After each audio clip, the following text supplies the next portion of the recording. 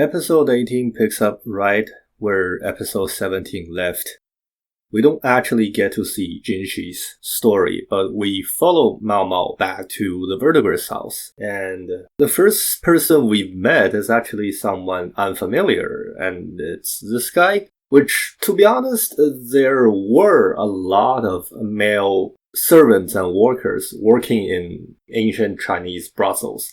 They usually aren't really pimps because the whole idea of a pimp is that somehow they're in charge and they're like organizing. Whereas these guys mostly were only doing more heavy lifting, hard labor, that kind of thing. Because you don't want your courtesans, who essentially would have been training to, in one way or another, entertain the guests, to actually do all the hard work. Therefore, you have guys that actually do these. Now, here's the thing about Chinese brothels. There were a lot of infighting, plots against each other, human trafficking, all sorts of bad things. However, in a weird sense, people who were in this industry at least had somewhat of a camaraderie with one another. Essentially, this was a life that's usually looked down upon by general society. You have very low social status. You might be well off compared to everyone else in terms of material sustenance, whereas others might be starving to death. You might not have to worry about that. There might be a little bit of this, but in terms of social status and how everyone else viewed you, they're gonna look very low of you. And therefore, the only ones that kind of understood each other were people in the same industry. Obviously, they were competitors to one another, even if they were in the same house, but because of this attitude from the rest of the world, internally, at least on the surface, they would have acted nicer. And you see people here referring to each other as sisters. That was a common practice. Courtesans will refer to each other as sisters, and generally the madam would have been referred to as mom, like literally mother or mom. Now, more than not, they actually bought the courtesans, so it wasn't that pretty in a sense, but at least the common address would have been that. And for people who actually work on the front lines, there were cases where they did form more or less a sisterly bond. And we get to see Mao Mao's mother actually suffering from a disease, and that's syphilis. Now, we see this flower on her table, and that flower is actually one kind of balsam, which is also known as touch-me-not, generally the red kind. It has very little to do with what her disease is, which syphilis itself has a specific name in Chinese, which subsequently the Japanese also use, and it's known as plum poison. Plum as in the plum plant, but this is not the plum plant. Now, in a very different show, we also had this subtle hint that unless if you know that Chinese and Japanese, Asians in general, refer to syphilis as plum poison, then you wouldn't really get, and that's Demon Slayer. So the sister in the upper six, in the upper moon's actual name is known as Ume. Ume is actually just plum in Japanese, and her brother actually said that her name is named after the disease that killed their mother. Any Chinese and Japanese person seeing the name would have known that their mother actually got syphilis as well. But since there's no equivalence in English, people might not know.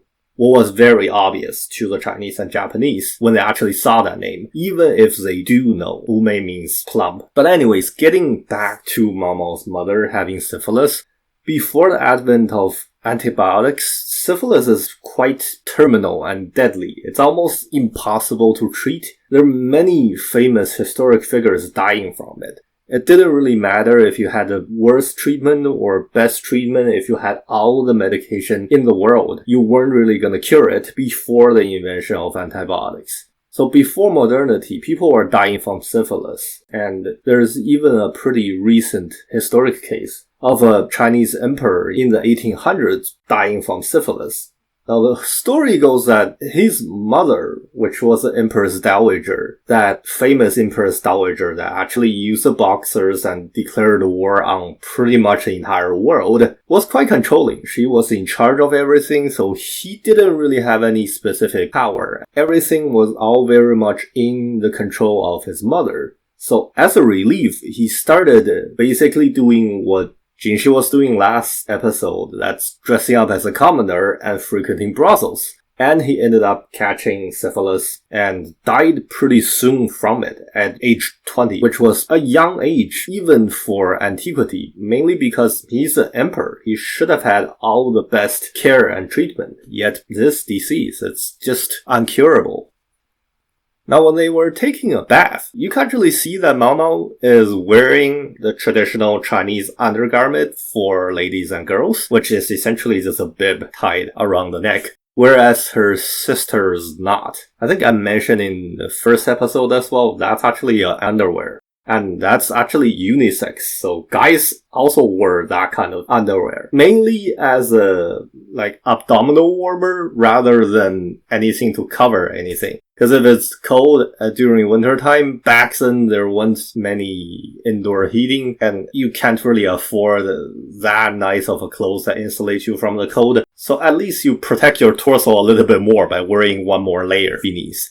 And then we move on to Jinshi actually preparing for something, where they were talking about them all having to go on a vegetarian diet. Also, Jinshi had to take bath pretty frequently and regularly, and that's very typical preparation for essentially a ceremony. Traditionally, Chinese imperial courts were full of ceremonies. A lot of them were to honor specific historic figures, whether that be past emperors of the same dynasty or important historic figures. Generally speaking, ceremonies would have been held pretty often. And as we discussed before, there were specific ritual utensils used for individual ceremony honoring individual people. And Mao Mao's suspicion is correct that generally speaking, you didn't have eunuchs performing this role. Eunuchs weren't supposed to host a ceremony. They might be there as facilitators, but not the host. Specifically, the ones that actually were supposed to honor past emperors of the same dynasty were exclusively hosted by either the emperor or close kins of the emperor. The emperor's uncles or brothers. So the fact that Jinshi had this role should be pretty obvious. And Mao Mao is essentially just pretending that she didn't know this. Basically, I saw nothing, I'm not gonna think a little bit deeper about it, because any person that thinks a little bit deeper would have realized that a simple eunuch doesn't have that kind of position. Although, I'd like to point out one major mistake with the show itself. With both the anime and the two versions of manga. I'm not gonna say anything about the novel, because novel is written words, and unless if the author specifies, then that wouldn't be a mistake. It's just details that both manga artists, one of them did a little bit better, but both manga artists and the animators did wrong. And that's basically this image of Jinshi in this formal, very formal ceremonial wear. And that's the thing about his hat. That specific kind of hat that has chains of beads on it, they are specifically for big ceremonies, usually honoring the heaven or honoring past ancestors. And they have a specific number requirement. And here's where the problem is. Given Jinshi's position, even if he's acting as the emperor's brothers, the whole number of beads on the hat is wrong. It was never correct in any iteration. In both versions of manga, one of them showed 10 strings on each side of the hat. The other one showed 6 strings. And in the anime, it showed 12 strings. Now the 12-string hat is exclusively reserved for the emperor. Nobody else was supposed to use that at all. Like, you couldn't do that. Even if you're, say, the emperor's brother, emperor's true love, crown prince, acting prince when the emperor's ill, you're not supposed to use that. Now, I kind of understand why they would have made that mistake for the animators, because if you search an image of this specific kind of hat, you're gonna find an emperor wearing this. And because the emperor is wearing this, obviously they're gonna use a 12-beaded one. But unless if you knew in detail, then you wouldn't know that there's a requirement for the number of beads. In particular, Emperor's brother, who had formal title as a prince of a region or like acting king or regent of a certain region, they would have been allowed the 9-stringed ones. Similar to any kind of country in the Chinese tributary system, say Korea or Vietnam, they would have had hat with 9 strings on it. Of course, the closest example in Korea, though, had 12 strings because before Japan's annexation of Korea in 1915, Japan was puppeting Korea and actually making it into a, quote, empire. And because it's declared itself as an empire, the formal king no longer was under Chinese influence. Therefore, they didn't use the 9-stringed king version of the hat. They started using the 12-stringed ones. But high-ranking foreign tributary kings and the high-ranking prince were allowed 9 strings. And then subsequently, lower-ranking prince and noblemen would have been allowed 5 strings and 7 strings. And here's where the two mangas differ. One of them actually showed Jinshi having 10 strings on the hat. Now that's an exclusively Japanese thing, because Japan was never truly under Chinese tributary system, even though they adapted certain wardrobes of China. The Japanese emperor, although didn't essentially want to upstage the Chinese emperor, so they didn't use a 12-string one, but they thought because they weren't a dependency, they should be considered higher. So they used ones with 10 strings on each side. So if the manga artist actually searched image and a painting of a Japanese emperor from antiquity actually showed up, they would have used that and ended up with 10 strings. Other manga artists actually used 6 strings on each side, which would have been more correct since they at least didn't show Jinshi with 12 strings, which is exclusively the emperor's one, and it wasn't really 10 strings, which is exclusively the Japanese emperor ones. But it's an even number, and everyone else was supposed to have an odd number of strings, whether it be 9 or 7 or 5. So that's a little bit better, but not entirely accurate. But once again, it's a Japanese show based on a Japanese novel. The author probably just wrote this particular kind of attire, didn't specify how many strings are on the hat. Therefore, it's kind of the adapter's fault for not doing enough of the research to actually make it as accurate as possible. But for anyone else who didn't know this part, it wouldn't have been a big problem. It's just one of those things where if you know, you kinda know.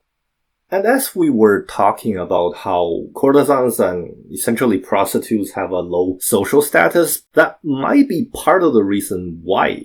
I mean, we have this guy in the monocle, Lakan, being Mamao's actual dad. The whole reason why they have such a animosity might be the fact that he's not really allowed to take her in as a proper child, because in ancient Chinese society there would have been children born out of courtesan or a maid or so on. They usually had lower social status inside the family compared to everyone else. Now, if they were part of a nobleman family, then they would have been noble, but compared to every other nobleman and relatives in the same family, they would have been considered a lower class than everyone else. So that might be part of the reason why, but we are going to get more detail later on as to the kind of history and everything else between them. So I guess we have to just stay tuned for that.